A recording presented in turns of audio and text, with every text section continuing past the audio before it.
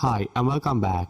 In this lecture, we'll be discussing key insight 2, Predictive Analytics and Data-Driven Insights. So data is considered the new fuel in the 21st century and will continue to play a major role in the decades to come. So one of the main market trends and insights that we're noticing is the use of data to create what is called predictive analytics. So predictive analytics in very simple terms is using data to anticipate customer behavior. So basically predicting what the customer wants even before they know that they want it. So predictive analytics is used in a variety of industries from manufacturing to really understand when the machines will break, insurance industries to really understand what are the potential high risk customers, logistics and supply chain to really understand and optimize the supply chains, anticipate events that might happen, and so many other applications. So if you take into consideration customer experience, there are so many applications where predictive analytics and data-driven insights can play a major role. So one of the most basic applications of predictive analytics is forecasting customer needs. So the ability to forecast customer needs based on factors like purchase history, browse products and services, interest, demographic data and other related data are really helpful for businesses to anticipate things like product development, optimizing the supply chain to ensure that product availability is there. For example, if we have very good demand forecasting systems with predictive analytics, we can really anticipate what are the products that will sell during a particular season and then have those products ready in stores or online so that when the demand comes, the product is there for the customer to be fully satisfied.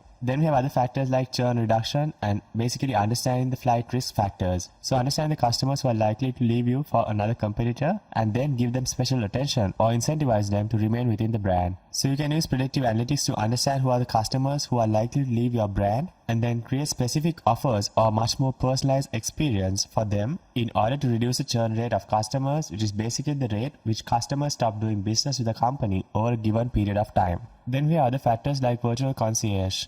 So customers expect hyper-personalized products and services driven by things like artificial intelligence to provide instant gratification and hyper-personalized experiences. So using predictive analytics, we can really understand customers' expectations, customers' interests and behaviors to create much more personalized and rich services for customers.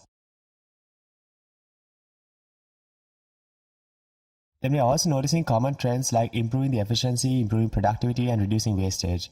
So things like assisting staffing in call centers, forecasting inventory needs, reducing wastage in business operations, improving availability of products and services, and also improving reliability. So we are noticing things like the use of artificial intelligence to really understand what the expectations are in terms of business operations and in terms of demand and supply, and also look into the tiny granular details of each and every single business operations, capture that data, process that data, store that data, and analyze that data, and use things like artificial intelligence to discover hidden patterns, trends, and insights about that data. For example, things like business operations, and understanding things like logistical operations. So how can we optimize the supply chain? How can we optimize inventory? How can we reduce returns? And all these things can be optimized on a continuous basis using predictive analytics. Then we have things like improving resource allocation. So optimizing the resource allocation, optimizing logistics, optimizing inventory, optimizing the warehouse storage, and all these things can also be done using predictive analytics because it's capturing data from multiple systems and components and then understanding how things behave in real time and then optimizing it. Whether you need more storage space, whether you need more inventory to keep up with the demand, or whether you need more staff to run the business operations. And we're noticing all these trends which are being enabled by predictive analytics. Then we're also noticing the application of predictive analytics to enable real-time marketing. So basically providing real-time marketing bets by providing customers personalized offers, giveaways, and things like that. So for example, you might have experienced this when you search a certain product or service on Google, you will start seeing offers on social media about discounts and giveaways of the same product or service or other similar alternative which is available in the market.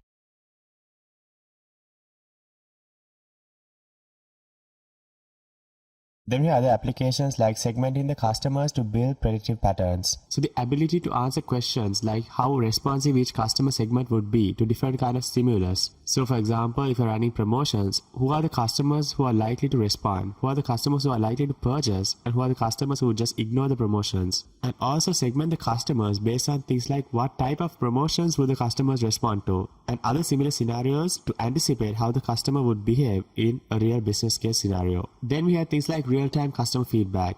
So capturing real-time customer feedback from customers about the product and service delivery, customer support, and then using that rich data to really personalize the experience for customers is also another trend that we're seeing in terms of delivering a great and delightful customer experience using predictive analytics and data-driven insights. Another trend that we're seeing which uses predictive analytics is the optimizing a better pricing model. So rather than having fixed price for all the customers, we can personalize using predictive analytics and deliver a personalized pricing option based on a wide variety of factors. So for example, we can specifically target the loyal customer and then create personalized offers for those loyal customers so that they will feel that their patronage is valued by the business. So optimizing a better pricing model which enables what we call dynamic pricing, which utilizes variable pricing instead of fixed pricing, taking into consideration many factors like the customer relationship, the demand and supply, logistical challenges, weather, and so many other factors to create variable pricing to optimize the pricing model. Well, that's about it for Key Insight 2, Predictive Analytics and Data-Driven Insights. I'll see you on another lecture.